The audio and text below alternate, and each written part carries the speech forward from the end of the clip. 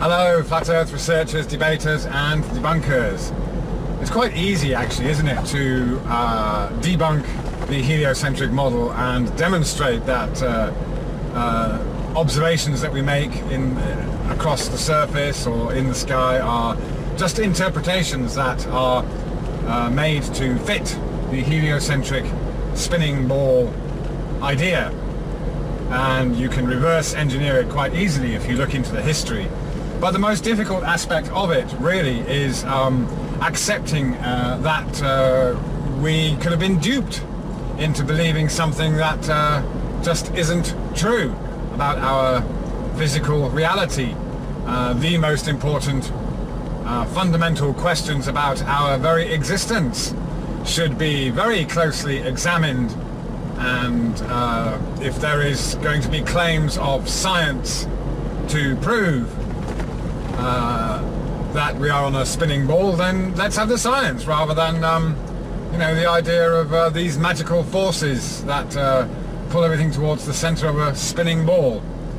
But I see it all the time here in Thailand, people that are tricked into believing something, scammed, happens all the time. Most of the time to, you know, nice people, genuine people usually, who first of all, I suppose, cannot imagine that people would pull nasty tricks on them, and on the other hand we have people that are overconfident in their own smartness. So this is the most difficult aspect of the realization that we are not on a spinning ball Earth, just accepting that we've been duped. And I see this all the time with scams here in Thailand, especially with the bar scene, you know, tourists coming through and getting tricked into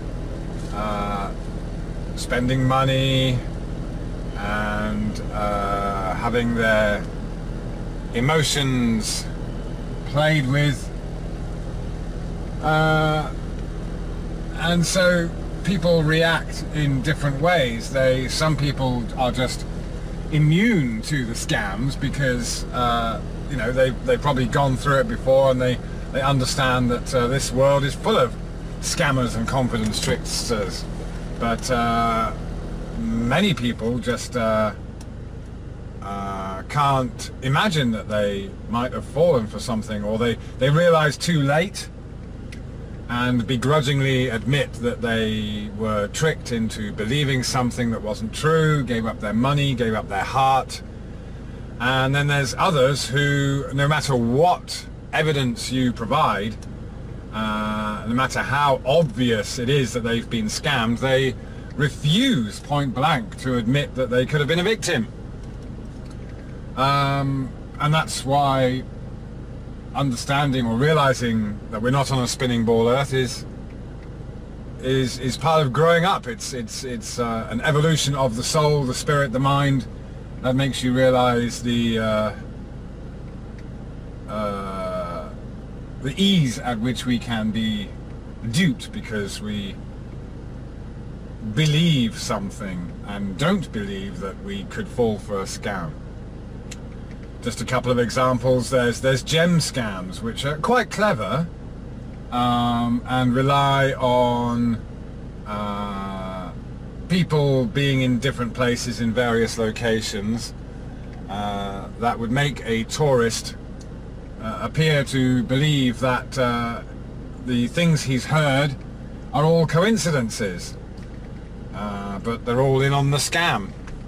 This can be something like maybe they get a tuk-tuk ride from their hotel or guest house or whatever off to somewhere, and the guy might mention that, oh, you know, there's a special offer on for tourists right now, you can get this discount on gems just for tourists. And okay, leave it at that. They might offer to take them to the place, and the guys who have been offered the opportunity to get a cheap deal might take it, or they might just say, all right, okay, whatever. You know, and then off they go to some you know, other tourist destination where they get dropped off, and some other foreigner who appears to be a tourist, or maybe someone who's been there a little bit longer, will mention it in passing. You know, just meet them and say hi, and mention in passing that, oh yeah, you know, it's a special day today for tourists who can get special discounts on gems. So then they've heard it a second time from a different source, and they become more convinced, and then they might go back out, get another tuk-tuk, say, hey, or the same guy say, hey, take me to this place then, we'll go and check it out. Of course, I've heard these stories recounted several times, and you always know what's coming. These people end up being sold fake gems, handing over lots of money, and sometimes they even realize at the last minute when they're in a room, you know, being persuaded to hand over their money, but then they're under pressure, they're in a strange country surrounded by strange people, and it's not always as if you can just go and talk to the police, because the police are not going to necessarily arrest confidence tricksters. You got something in exchange for your money, you decided on the price, whether you think that was worth it or not is up to you, but you agreed on a price and you paid for something. So there's no theft really. That's just the way it goes. Just like when you agree to buy something from someone, whether you pay over the top for it or you get a deal, that's really up to you. So these are not necessarily crimes that can be that are punishable, even if you do manage to get a hold of the police. And yeah, so another version of that is card games, where, you know, just so happens you meet a nice pleasant guy, and you know, he invites you to come and have some food with him, and then mentions that he's going to, maybe they let you in on a secret, and kind of pretend to be helping you trick other people. And of course, ultimately you're the one that ends up falling for the scam, playing cards and then being told that, oh, you don't do this, do that, and then, you know, grandma comes in with a tray of tea or something, and you get told, hey, you know, do this, do that, and ultimately they end up having to fork out for a lost bet. And of course, there's also the women who will convince a guy. Maybe they're working in a bar or somewhere, and the guy falls in love, becomes infatuated, and they convince themselves that they are helping this woman out of a difficult situation, and that they've really fallen in love, but she's got to carry on working at the bar, but okay, she's not going to go with anyone else, and so these guys become convinced that their young new girlfriend is innocent, and even if she's doing all kinds of things behind his back, and the friends or whatever point it out or make suggestions, the guy who's in love doesn't want to believe it, even if he hears the obvious truth. And this is the same with these people believing that SpaceX, for example, is showing them a globe Earth, and that debunks the flat Earth, because SpaceX themselves have put a car in space. Apart from all the, of course, these people don't know about all the other physics that is supposed to go into satellites and rockets and stuff. They just accept it on face value, the cool factor, and it's just so obvious that they're taking the piss. But you can't tell these people that are in love with rockets. Some people, unfortunately, that's their thing. You know, the fact that a rocket will go up in the air, maybe they can make these sections of rockets come back down again, and maybe there's there's real science going on there, real physics. But of course there's so much you don't see just with the ISS. Even though we can all look at it and watch it go by from the Earth, we cannot comprehend that we might have been tricked, because the science is apparently already proven. But to watch this car apparently floating about in orbit, no stars, no clouds that don't move, plastic tires that don't explode. I mean, all you got to do is take real life physics and try and match it up with what's being presented and say, wait a minute, shouldn't this happen or that happen? And they don't have any even when they're asking Elon Musk about this, that and the other, I mean, he's just being pretty blatant that they're taking the piss, and telling people, oh, we didn't do anything special, it's just a normal car, plastic, normal tires. But anyone who's investigated the apparent science of space travel will know that there are all sorts of factors to take into consideration, but will even come to the defense of these rocket engineers and say, oh, well, they must have worked it out, they must have planned this out and thought about this or that and the other, even though Elon Musk is telling them that no, we didn't do anything special. And that's the same, when he was alive, Armstrong could have turned around and told people, hey, look, sod it, here's the truth, we didn't go to the moon, it was all done in a Hollywood basement. And people would not accept his word for it. They already have the belief, it's ingrained in them, and they will just completely ignore the contrary evidence from the horse's mouth. Just like anyone else who's scammed by a bar girl or someone that they believe is looking out for them. We trust banks, we trust the electricity companies, we trust the government to, do things the right way for us, to have our best interests at heart. And even that's a difficult thing to come to terms with, I suppose, is the idea that these people within the government are often psychos, and they don't get to where they are. They don't get the positions without backstabbing, climbing over other people, and basically being very selfish. Very few politicians, well, the politicians that are in it for the better good, never get anywhere.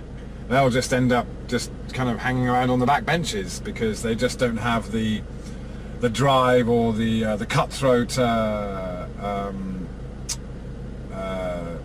persona. They're not psychos, and so yeah, unfortunately, the good guys come last in this case. So it's quite frightening, really, that we are in this situation. Well, again, this could be an illusion perpetuated by the media that who knows how many people really look at something like SpaceX and suspect that it's not right. But of course, the media is going to continue perpetuating this idea, the notion that everyone is cheering on and looking. But of course, it's misdirection, it's distraction. We're off to Mars. Let's leave this crappy place behind. Let's not sort out our immediate problems. Let's just put it off until we can get off this rock. It's very, very, very, very harmful, and it's going to be our demise. And it's no wonder that there's this possibility that there's a kind of reset when we don't take care of the Earth, and we don't take care of each other. We just end up, things spiral out of control, and we end up in this very poisonous situation. We end up having to start all over again. But yeah, that's really my point. People refuse to admit, the hardest thing about the flat earth realization, or the understanding that we're not on a spinning ball earth whizzing around the sun, the hardest part about that is actually admitting to oneself that one was duped. And that's life.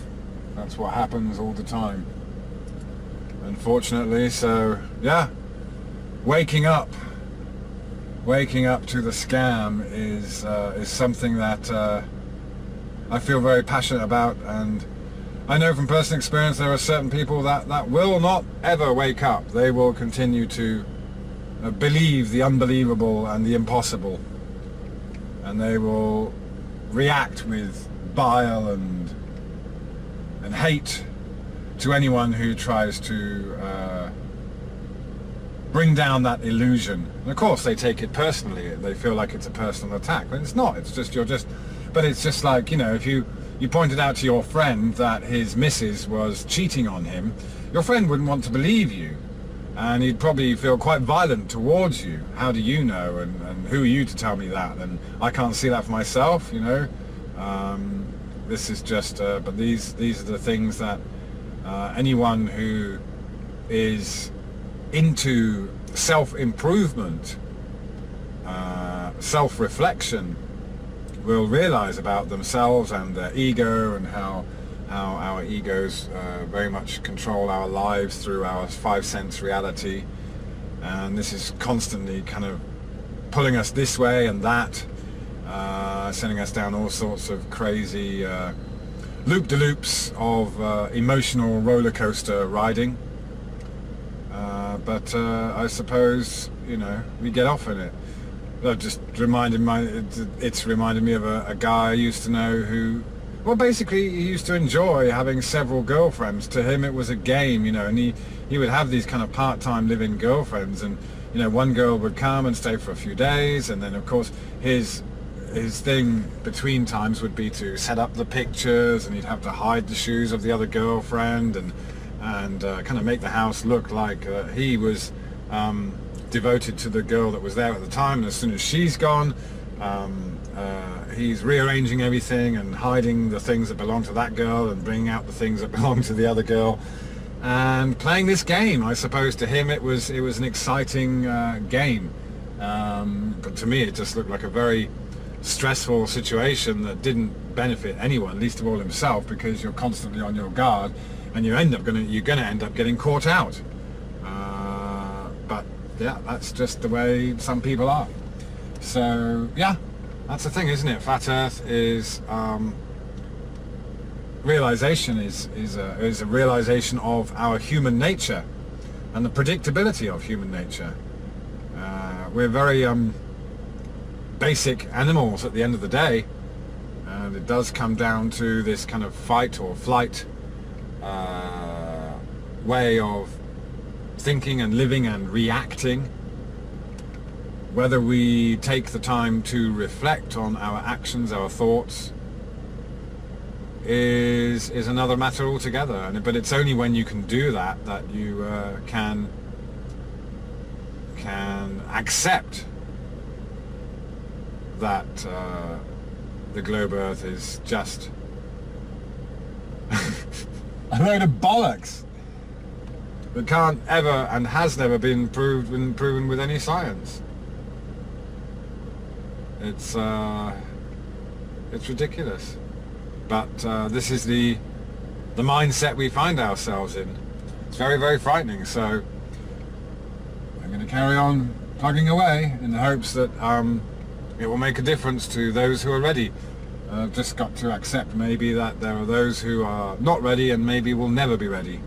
But it's a shame, isn't it? People will live their whole lives under this lie, and they will die having never reached a certain point of realization in their lives about what it's actually all about. And maybe that all happens when we die. Maybe we work it all out. Maybe it all becomes clear when we die. Maybe not. Maybe we just don't know anything about it. Who knows? Who knows? It's a conundrum, but certainly one that has occupied my mind for my entire life. What's it all about? Where are we? What are we doing here? What, you know,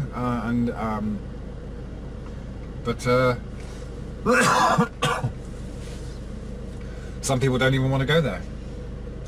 Shame, really. Anyway, fight on. The Earth is flat and stationary. That much is obvious. Whether you believe the bullshit about the heliocentric model is really up to you. No one's going to persuade you except for yourself, if you're open to it, if you're able to examine and reflect on the difference between what we know and what we believe. It's as simple as that, isn't it? Thank you very much.